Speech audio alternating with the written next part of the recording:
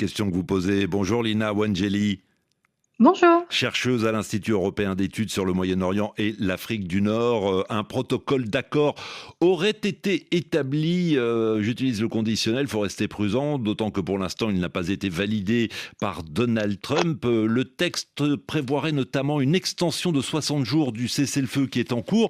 Je me mets à la place effectivement de cet auditeur qui apprend et qui entend durant la semaine que l'armée américaine a à plusieurs reprises frappé le sud de l'Iran. Il se réveille ce matin en apprenant qu'un accord, un préaccord serait en vue.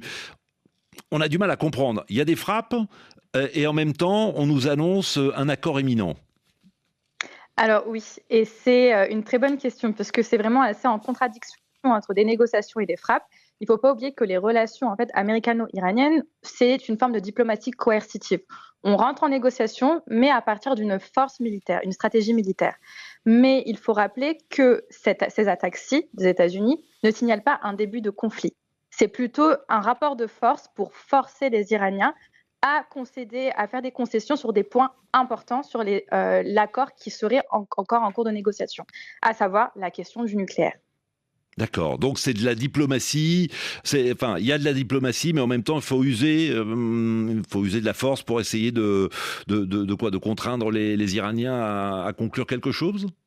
Exactement, c'est une stratégie qui a été adoptée à plusieurs reprises par les États-Unis, notamment durant cette guerre, avec les différents cessez-le-feu qui ont cessé de s'étendre. Et c'est plutôt une manière en fait d'avoir un accord beaucoup plus dur et plus efficace pour avoir une certaine rupture avec ce qui a été proposé en 2015 par l'ancien président américain Barack Obama. C'est une sorte une manière d'augmenter la pression militaire Mhm. pour rendre les négociations un peu plus compliquées et rendre l'Iran beaucoup plus conciliant. Il ne faut pas oublier que derrière, de ce côté-ci, il y a un enjeu important pour les États-Unis, à savoir les élections mi-mandat américains. Et c'est au Donald mois Trump a de plusieurs novembre, novembre. effectivement. Et le temps presse pour Donald Trump. On verra dans la journée si le président américain valide ou non ce protocole d'accord annoncé.